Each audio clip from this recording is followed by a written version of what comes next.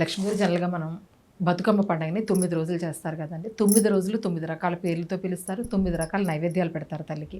అసలు ఆ నైవేద్యాలు ఏంటో చెప్తారా మా కోసం? ఏ పండగ వచ్చినా కానీ చూడండి, మన ప్రకృతికి సంబంధించినటువంటిది, ఆ ఋతువుకు సంబంధించినటువంటిది, మన ఆరోగ్యాన్ని దృష్టిలో పెట్టుకొని మన ఋషులు పెద్దలు ఏర్పాటు చేసినటువంటిదే ఈ నైవేద్యాలు అనేటటువంటిది. ఇక్కడ 9 రోజుల పాటు కూడా 9 రకాలైనటువంటి నైవేద్యాలని ఏర్పాటు చేస్తారనమాట. అంటే రోజుకు ఒక్కొక్క రోజు ఒక్కొక్క నివేదనని పెడతారు. మొట్టమొదటి రోజు ఎంగిలి పూల బతుకమ్మ. ఇది మహాలయ అమావాస్య రోజు చేస్తారు. ఈ ఎంగిలి పూల బతుకమ్మ గురించి ఇందాక నేను చెప్పాను. ఇది అంటే అడవిలో పుట్టింది తల్లి కదా, అందుకని ఆ అడవిని ఏమంటారు, జంగిల్ అంటారు కదా.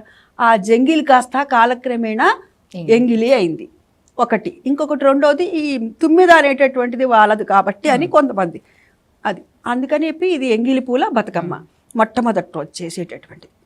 ఈ ఎంగిలి పూల బతుకమ్మ రోజు చేసేటటువంటి నైవేద్యం ఏమిటి అంటే నువ్వులు నూకలు సమర్పిస్తారు అమ్మవారికి. నూకలు అంటే ఏ నూకలు? నూకలు అంటే బియ్యాన్ని నూకలు చేస్తారు చూసారా, వరి నూక. అది నూకల్ని నివేదన చేస్తారు. ఇట్లా నువ్వులు నూకలు మొట్టమొదటి రోజున పెట్టేటటువంటి నైవేద్యం అన్నమాట. ఇంకా రెండో రోజున అటుకుల బతుకమ్మ అంటారు. అంటే వారు ఏది నైవేద్యం పెడతారో ఆ నైవేద్యం పెట్టేటటువంటిది దాంట్లోనే ఆ పేరుతోనే పిలువబడుతుంది అమ్మవారిని కూడా. అటుకుల బతుకమ్మ అంటారు. ఈ రోజున అటుకులు, అదేవిధంగా బెల్లము, సప్పిడి పప్పు అంటారు. సప్పిడి పప్పు అంటే ఏమిటంటే మనం పెసరపప్పు అంటాం చూసారా, నానబెట్టినటువంటి పెసరపప్పు, వడపప్పు. దాన్ని తెలంగాణ మాండలికంలో సప్పిడి పప్పు అంటారు. అది ఆ సప్పిడి పప్పు నివేదన పెడతారు. అంటే అటుకులు, బెల్లము, సప్పిడి పప్పు ఈ మూడు కూడా ఈ రోజున నివేదన పెడతారు. ఇక మూడో రోజున ముద్దపప్పు బతుకమ్మ. మూడో రోజున ఆ రోజున ముద్దపప్పును అదేవిధంగా పాలు బెల్లాన్ని నివేదన పెడతారు. ఇక నాలుగో రోజున నానుబియ్యం గౌరమ్మ.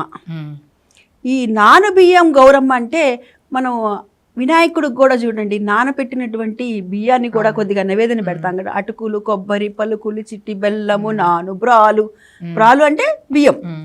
అదేవిధంగా ఇక్కడ అమ్మవారికి నాను బ్రాలు అంటే నానపెట్టినటువంటి బియ్యం ఏదైతే ఉందో దాన్ని నివేదన, దాంతోపాటు పాలు బెల్లాన్ని నివేదన పెడతారు. ఈ అమ్మవారిని ఏమంటారంటే నాను బియ్యం గౌరమ్మ అంటారు. ఇక ఐదవ రోజు అట్ల బతుకమ్మ. ఉప్పుడు బియ్యము అట్లు నివేదన చేస్తారనమాట ఈ రోజున నైవేద్యం. ఇంకా ఆరో రోజున అలిగిన బతుకమ్మ. అంటే అమ్మవారు అలుగుతుందిట, అందుకని ఈరోజు ఆమె ఏమి స్వీకరించదుట. ఇది ఎప్పుడు వస్తుందంటే మన లలితా పంచమి అని అంటారు చూసారా, పంచమి నాడు.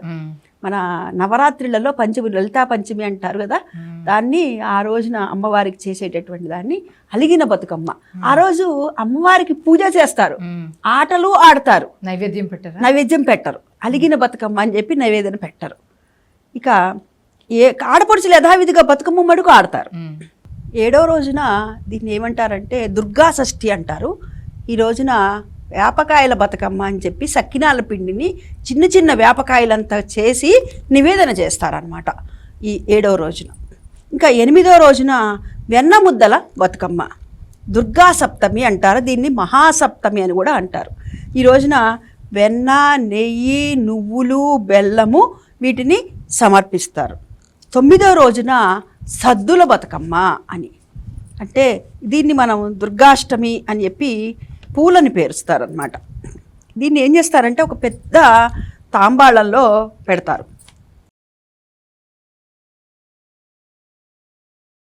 ఒక పెద్ద తాంబాళం అంటారు ఇక్కడ మాండలికం ప్రకారం. తాంబాళం అంటే పెద్ద పళ్ళెం అనమాట. ఆ పళ్ళెం నిండా కూడాను ఈ పువ్వులతో అమ్మవారినంతా కూడా పేరుస్తారనమాట. పేర్చి దాంట్లో అమ్మవారిని మధ్యలో గౌరమ్మని పెట్టి చక్కగా ఆడి పాడి పూజ చేసుకొని నివేదన ఏమి పెడతారు అని అంటే మొక్కజొన్న పిండి, చక్కెర కలిపినటువంటి పదార్థాన్ని పెడతారు. దాన్ని మలీదా అంటారు. ఆ పదార్థాన్ని నివేదనగా పెడతారు, అమ్మవారికి సమర్పిస్తారు.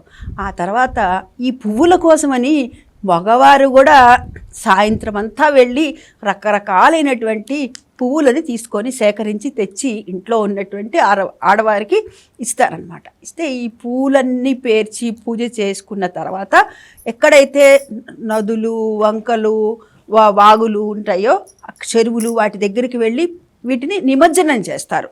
నిమజ్జనం చేసి తిరిగి ఇంటికి అర్ధరాత్రికి వస్తారనమాట. ఈ విధంగా 9 రోజుల పాటు కూడాను అమ్మవారిని ఎంతో భక్తి శ్రద్ధలతో కొలుస్తారు. ఇది బతుకమ్మ పండగ. మనందరి బతుకులు బాగుండాలని ఆ బతుకమ్మని కోరుకుంటూ నమస్కారం.